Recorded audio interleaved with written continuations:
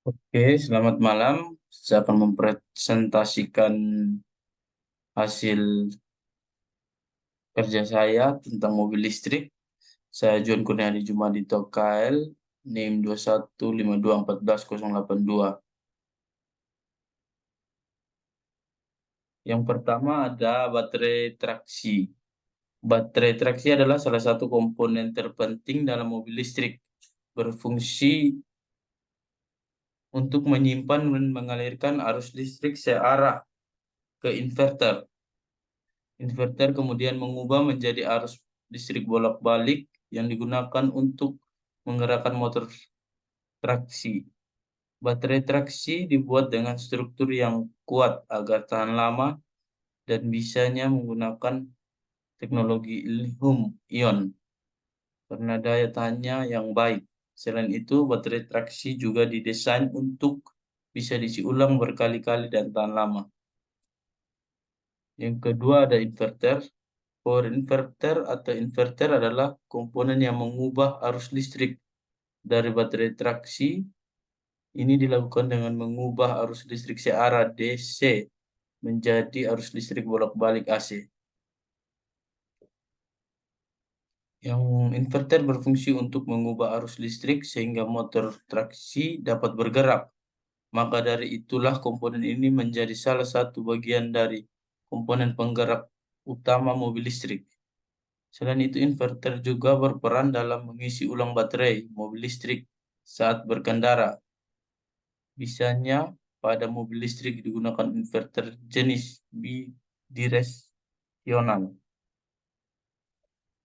Yang ketiga ada kontrol. Kontrol adalah komponen yang mengatur aliran daya listrik dari baterai ke inverter dan motor traksi. Ia mengatur energi listrik dari baterai pad ke inverter menjadi mobil bergerak dengan mulus dan cepat sesuai keinginan pengemudi. Sinyal yang dikirim oleh kontrol rel berasal dari pedal gas yang diinjak oleh pengemudi. Ini memengaruhi seberapa banyak tenaga yang disalurkan ke motor traksi dan mempengaruhi kecepatan mobil. Yang keempat ada motor traksi. Motor traksi adalah dinamo listrik yang menggerakkan transmisi dalam roda mobil. Komponen ini memainkan peran kunci dalam performa mobil listrik. Motor traksi dapat mencapai kecepatan rotasi hingga 18.000 rpm. Komponen ini menggantikan peran mesin pembakaran internal pada mobil listrik berbaterai BFP. Adapun jenis motor traksi yang banyak digunakan mobil listrik kekinian adalah Purcell DC transmission motor. Sedangkan mobil listrik BF menggunakan BEV menggunakan motor traksi jenis internal combustion engine. Oke, yang kelima ada charger. Setiap mobil listrik pasti mempunyai charger.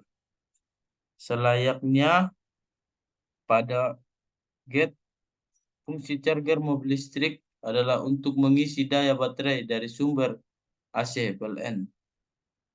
Terdapat dua jenis charger mobil listrik, yakni on-board charger yang terletak di dalam mobil dan off-board charger yang berada di luar mobil. Namun perlu dicatat bahwa tidak semua mobil listrik memerlukan charger eksternal. Yang keenam ada transmisi. Transmisi merupakan komponen mobil listrik yang berfungsi sebagai pengatur daya mekanis dari motor traksi sehingga bisa digunakan untuk penggerak roda. Cara kerja transmisi mobil listrik ini tidak jauh berbeda dengan transmisi mobil konvensional. Yang ketujuh ada DC converter. DC converter diperlukan untuk mengubah daya listrik DC dari baterai yang bertenaga tinggi ke arus yang lebih rendah supaya bisa digunakan komponen mobil listrik lainnya. Penurunan tenaga bertujuan agar komponen yang ada di dalam mobil listrik dapat berdistribusi dengan kebutuhan daya rendah tetap. Selain itu, DC converter juga berfungsi sebagai alat untuk membuat pengisian daya ulang baterai. Komponen ini akan menjaga agar arus dan tenaga listrik tetap stabil selama proses pengisian data.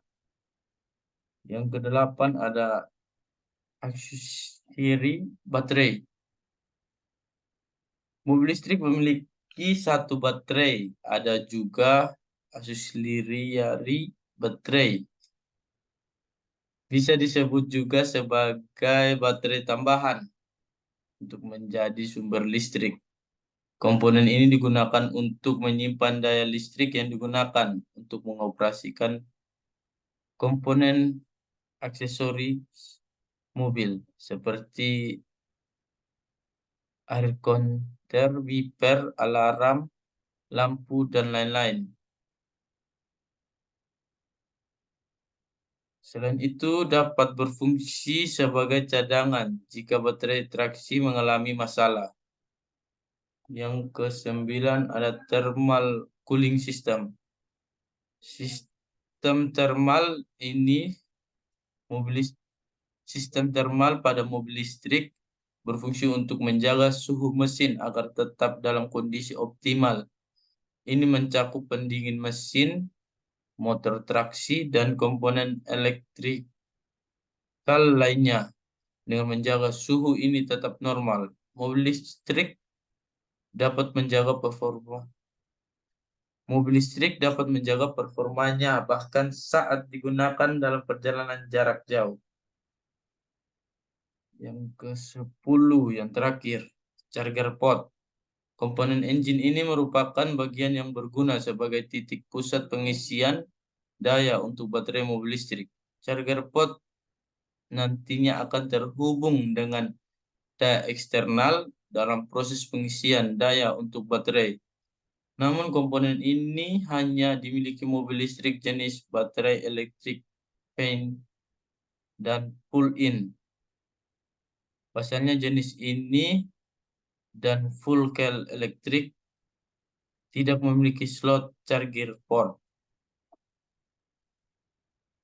Ini ada cara kerja mobil listrik. Dia dari sumber listrik dari PLN atau generator. Terus ke arus diubah dari AC menjadi DC. Terus pengisian baterai menggunakan kabel. Terus listrik memutar motor penggerak lewat solenoid. Yang terakhir, mengatur besar kecilnya putaran motor penggerak menggunakan kendali kecepatan.